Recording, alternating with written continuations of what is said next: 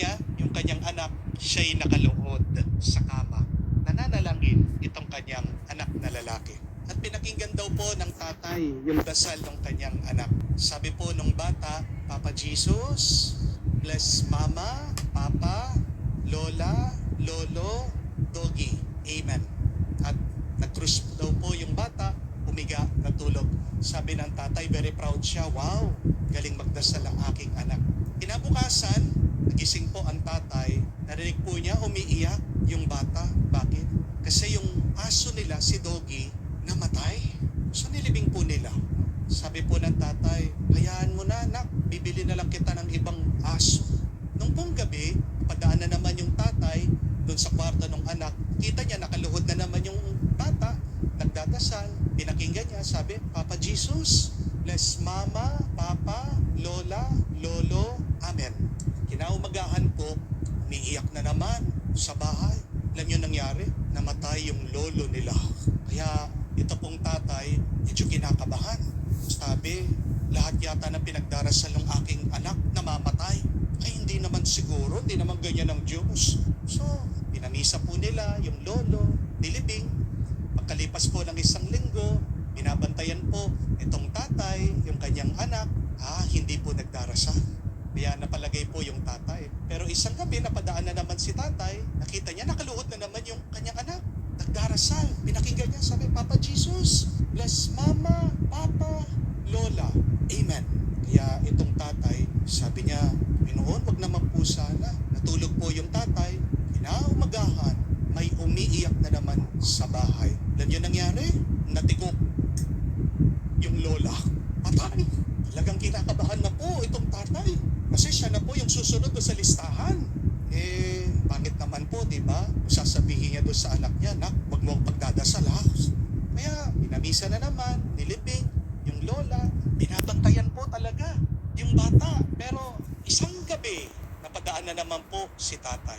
Nakita yung kanyang anak, nakaluhod na naman, nagdarasal. Sabi, Papa Jesus, bless Mama, Papa, Amen.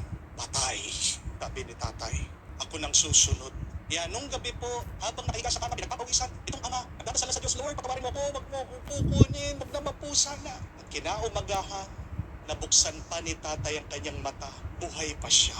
Salamat sa Diyos, sabi niya. Pero may narinig po siyang umiiyak. Alam niyo saan? Yung kapitbahay nila, umiiyak. Tumayo si tatay, nakita niya kanyang misis, umiiyak din. Sabi, anong nangyari? At sabi ng kanyang misis, namatay, si kumpare, namatay. Patay, ang tatay pala ng bata, ang kapitbahay. Pero hindi po ba?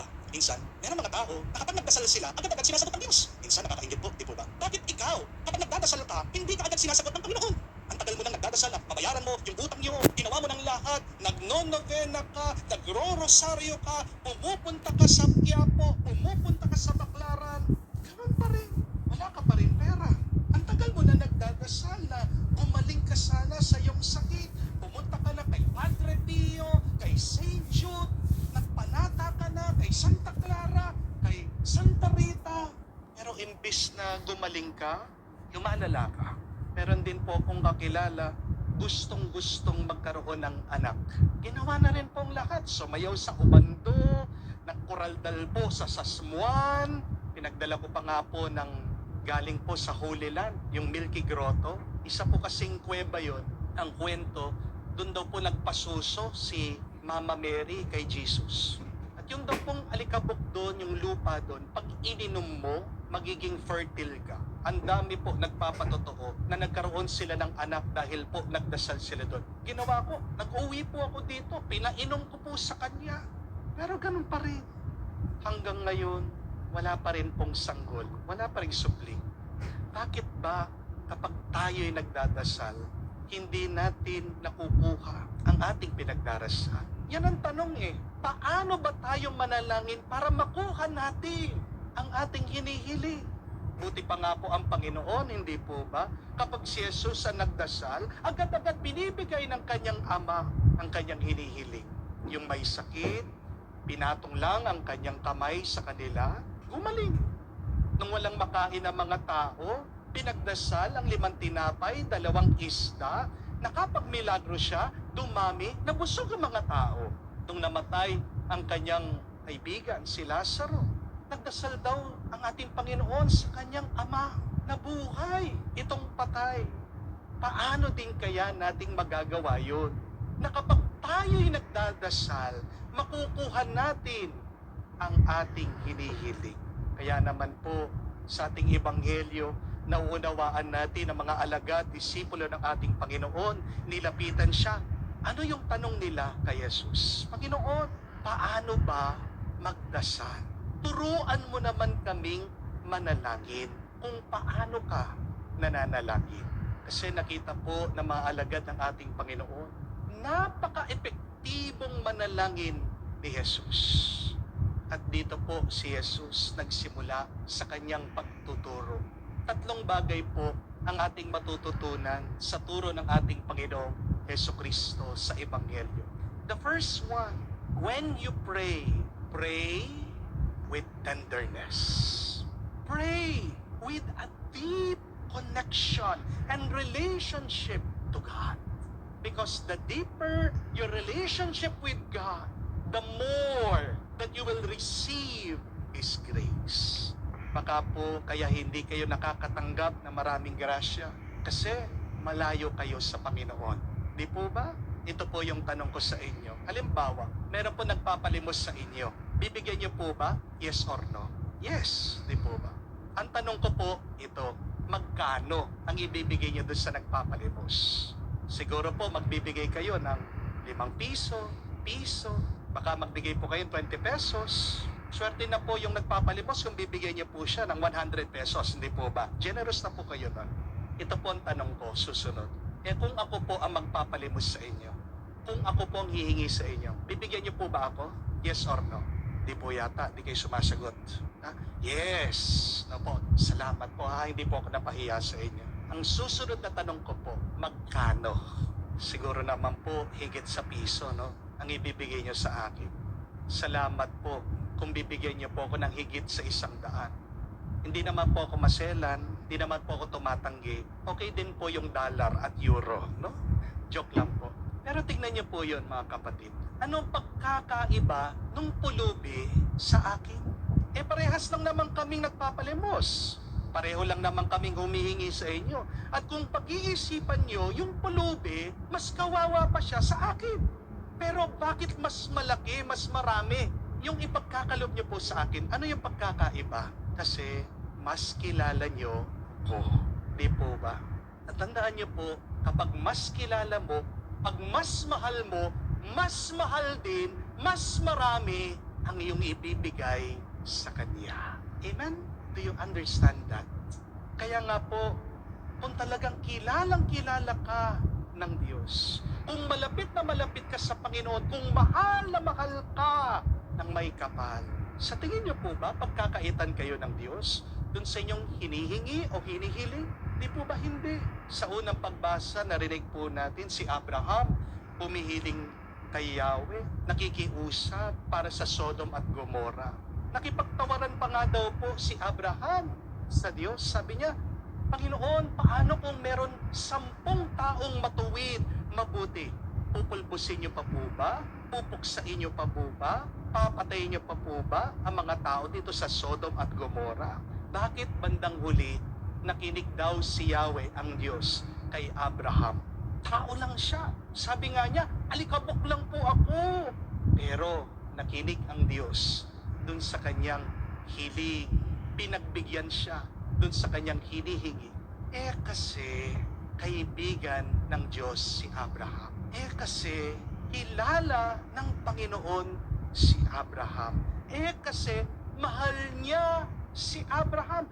Abraham was the friend of God. And if you, my dear friends, want your prayers to be answered, please cultivate a tender, loving relationship with God. Amen?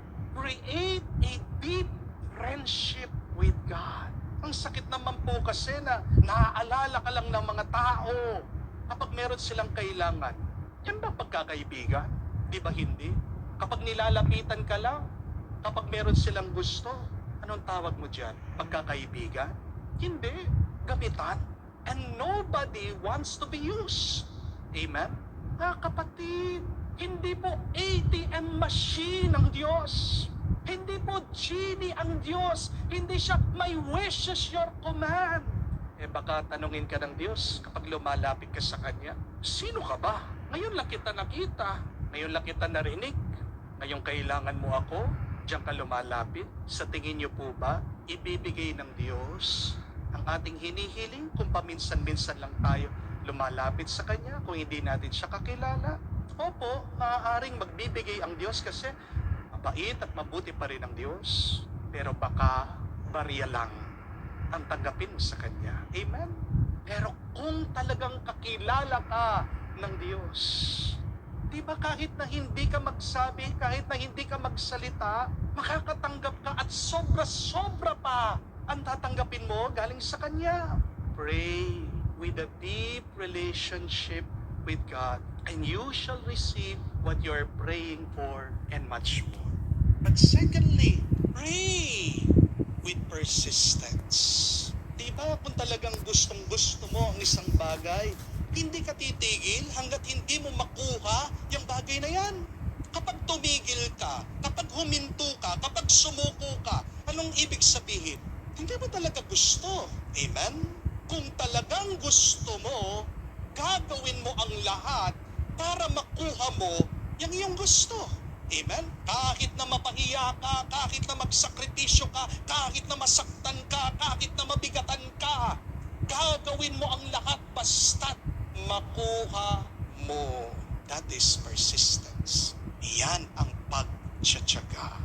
Ito po ang tandaan niyo mga kapatid, hindi lahat ng nakasarang pinto ay nakakandado. Not all closed doors are locked. Nang ibig sabihin, hindi lahat ng hindi ay hindi talaga. Hindi lahat ng dead end ay dead end talaga. When God says no to your prayer, sometimes God only means to wait. Amen? Pero minsan kailangan mo lang ipilit para makuha mo. Di po ba? You just need a little push in order to receive God's grace. Mukha lang sarado, kapatid, pero hindi naman yung kandado. Ang tanong, tinulak mo na ba ang gusto mo? Nag-effort ka na ba pagdating sa iyong paghiling sa Diyos? Hindi dahil ikaw ay may sakit ngayon, na ikaw ay mamamatay na. Di po ba? Kahit na hirap ka na, continue! Magpagamot ka! Hindi dahil di na kayo nag-uusap ng iyong asawa, wala nang pag-asa. Hindi dahil patong-patong ng utang mo, mamamatay kang pobre. Kapatid, push mo lang yan. Magpatuloy ka lang. And what does push mean? Lest you have forgotten. Spell push. P-U-S-H. Push. Pray until something happens. Ano po ulit yun? Push. Pray until something happens. Yan po ang sinasabi ng ating Panginoon sa ating ebanghelyo. Sabi niya, kung hindi daw tatayo yung kaibigan dahil sa pagkakaibigan nila nung humihingi, tatayo daw siya, ipagkakaloob yung kanyang hinihiling dahil sa kanyang pagpipilit. The friend will help the other friend because of his persistence in asking. So ask yourself that question. Have I been persistent in my prayer? Susumikap ba talaga ako sa aking pagdarasal? Bakit pagdating po sa pagliligaw, yung iba sa inyo, di tumitigil hanggat hindi nila mapasagot yung nililigawan nila? Bakit yung mga ibang bata dyan talaga nagpupursige, nagpupuyat sa pag-games hanggat hindi sila makapag-level up? Pero pagdating sa ating pananalangin, dahil hindi ka lang sinagot ng Diyos, ayaw mo na, kapatid, magsumikap ka sa iyong pananalangin.